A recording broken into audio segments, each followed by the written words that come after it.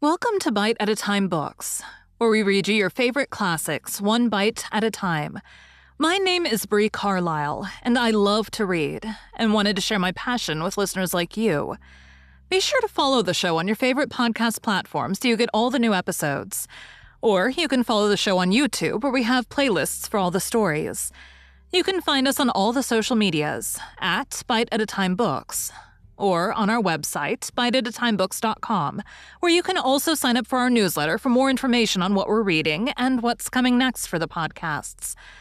We're part of the Bite at a Time Books Productions Network. If you'd also like to hear what inspired your favorite classic author to write their novels, and what was going on in the world at the time, check out the Bite at a Time Books Behind the Story podcast, Tuesdays, wherever you listen to podcasts. Today we'll be continuing Dracula by Bram Stoker. Chapter 2. Bite 2.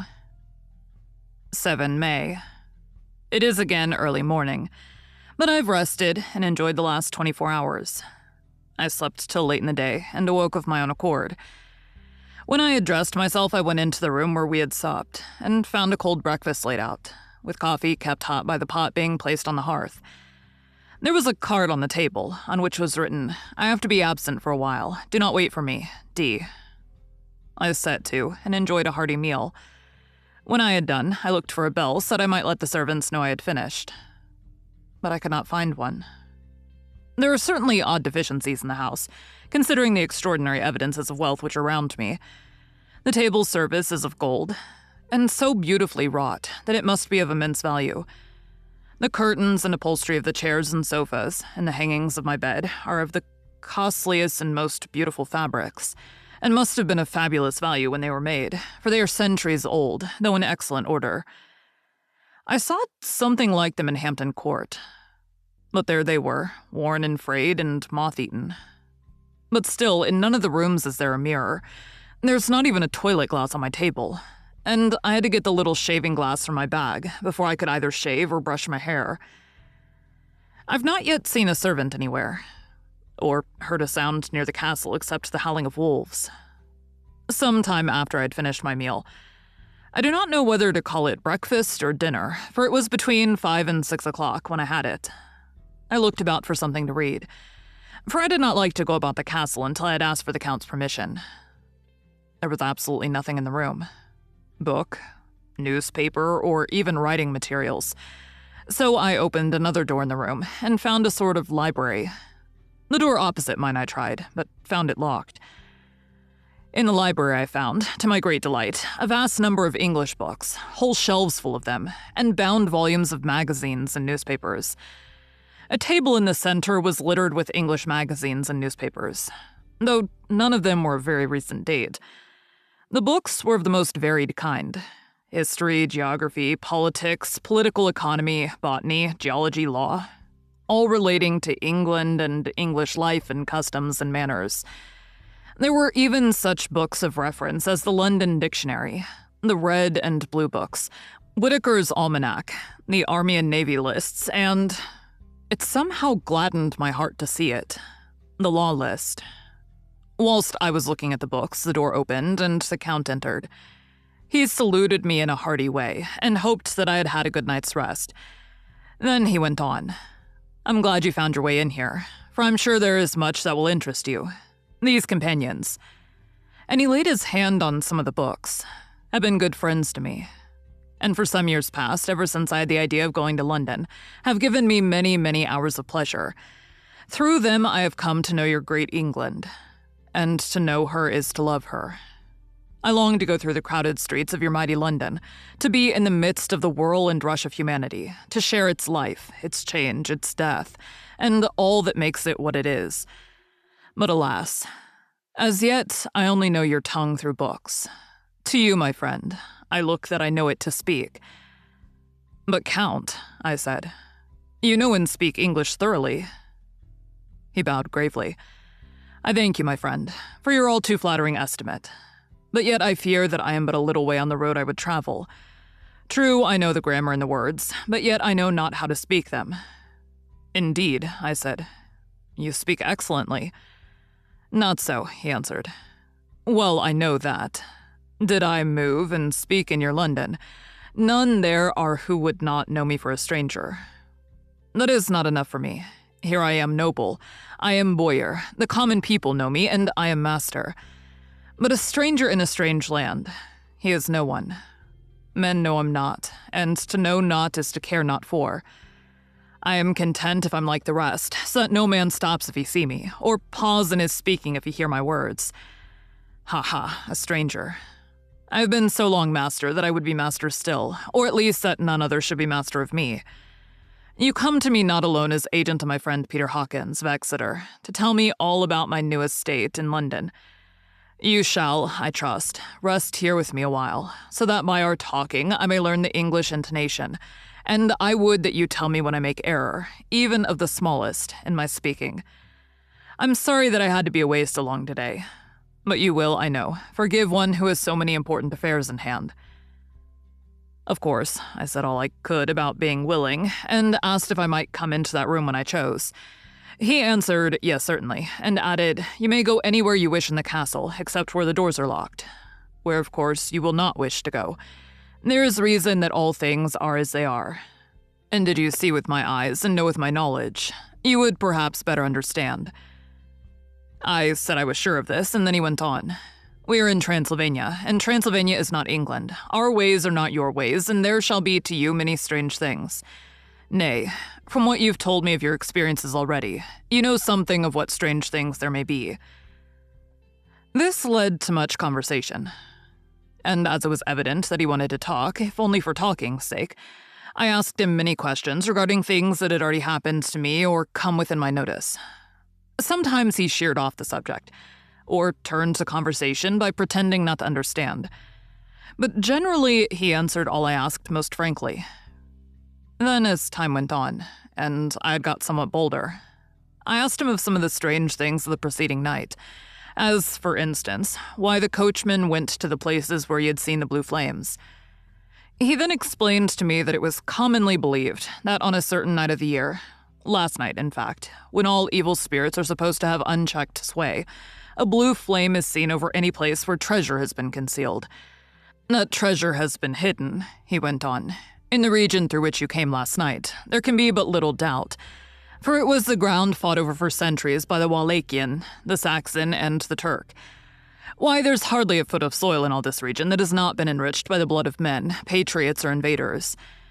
In the old days, there were stirring times when the Austrian and the Hungarian came up in hordes, and the patriots went out to meet them, men and women, the aged and the children too, and waited their coming on the rocks above the passes, that they might sweep destruction on them with their artificial avalanches. When the invader was triumphant, he found but little, for whatever there was had been sheltered in the friendly soil. But how, said I, can it have remained so long undiscovered, when there is a sure index to it if men will but take the trouble to look? The Count smiled, and as his lips ran back over his gums, the long, sharp canine teeth showed out strangely. He answered, because your peasant is at heart a coward and a fool. Those flames only appear on one night, and on that night no man of this land will, if he can help it, stir without his doors. And, dear sir, even if he did, he would not know what to do.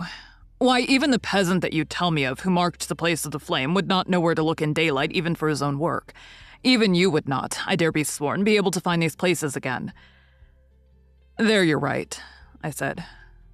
I know no more than the dead where to even look for them. Then we drifted into other matters. Come, he said at last.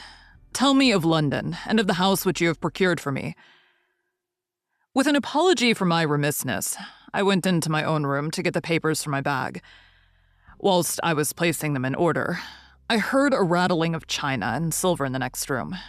And as I passed through, noticed that the table had been cleared and the lamp lit, for it was by this time deep into the dark. The lamps were also lit in the study or library, and I found the Count lying on the sofa, reading, of all things in the world, an English Bradshaw's Guide. When I came in, he cleared the books and papers from the table. And with him I went into plans and deeds and figures of all sorts. He was interested in everything, and asked me a myriad questions about the place and its surroundings. He clearly had studied beforehand all he could get on the subject of the neighborhood. for he evidently at the end knew very much more than I did. When I remarked this, he answered, "Well, but friend, is it not needful that I should? When I go there, I shall be all alone, and my friend Harker Jonathan." "Nay, pardon me. I fall into my country's habit of putting your patronymic first. My friend Jonathan Harker will not be by my side to correct and to aid me. He will be in Exeter, miles away, probably working at papers of the law with my other friend, Peter Hawkins. So..." We went thoroughly into the business of the purchase of the estate at Purefleet. When I'd told him the facts and got his signature to the necessary papers, and had written a letter with them ready to post to Mr. Hawkins, he began to ask me how I came across so suitable a place. I read to him the notes which I had made at the time, and which I inscribe here. At Purefleet, on a by-road, I came across just such a place as seemed to be required, and where was displayed a dilapidated notice that the place was for sale. It is surrounded by a high wall of ancient structure, built of heavy stones, and has not been repaired for a large number of years. The closed gates are of heavy old oak and iron, all eaten with rust. The estate is called Carfax.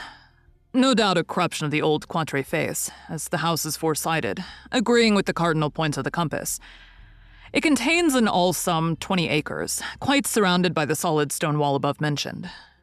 There are many trees on it, which make it in places gloomy, and there is a deep, dark-looking pond or small lake, evidently fed by some springs, as the water's clear and flows away in a fair-sized stream.